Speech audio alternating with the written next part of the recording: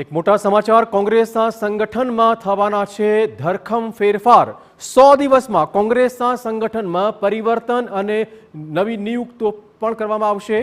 કોંગ્રેસના સંગઠન વિશે વર્કિંગ કમિટીમાં લેવાયો છે મહત્વપૂર્ણ ફેસલો।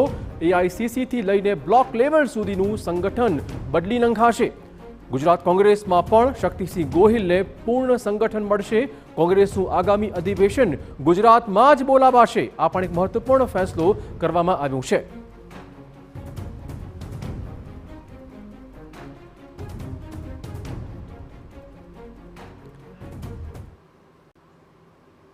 આ મુદ્દે વધુ વાત કરવા જોડાશે અમારા સંવાદદાતા નરેન્દ્ર શું બધું અપડેટ?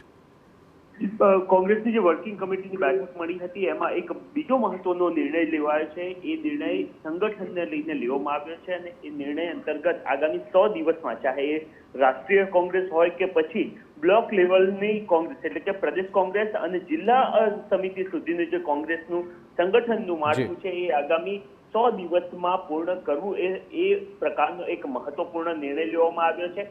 મહત્વનું છે કે શક્તિસિંહ ગોહિલ પ્રદેશ અધ્યક્ષ બન્યાને લગભગ 1.5 વર્ષ જેટલો સમય વીતી ગયો છે। આ 1.5 વર્ષના સમયગાળામાં હજુ સુધી તેઓ પ્રદેશનું માળખું તૈયાર નથી કરી શક્યા। ત્યારે આ 100 દિવસ અંગેનો જે મહત્વપૂર્ણ નિર્ણય લેવામાં આવ્યો છે એના કારણે ગુજરાત કોંગ્રેસને પણ આગામી 100 દિવસમાં પોતાનું માળખું મળશે અને એના જ કારણે વધારે સારી રીતના કામ કરતું કોંગ્રેસ જોવા મળશે। કારણ કે છેલ્લા કેટલાક દિવસથી જે પ્રકારે ગુજરાત કોંગ્રેસમાં આ બાબત જોવા મળી રહી છે કે સંગઠન ના બન્યું હોવાના કારણે કાર્યકર્તાઓ યોગ્ય કાર્યક્રમો નથી આપી રહ્યા એ પ્રકારની ફરિયાદો ઉઠી હતી અને હવે 100 દિવસમાં સંગઠન બનશે ત્યારે ગુજરાત કોંગ્રેસમાં પણ એના કારણે બદલાવ આવતા જોવા મળશે। ધન્યવાદ તમામ જાણકારી બદલ।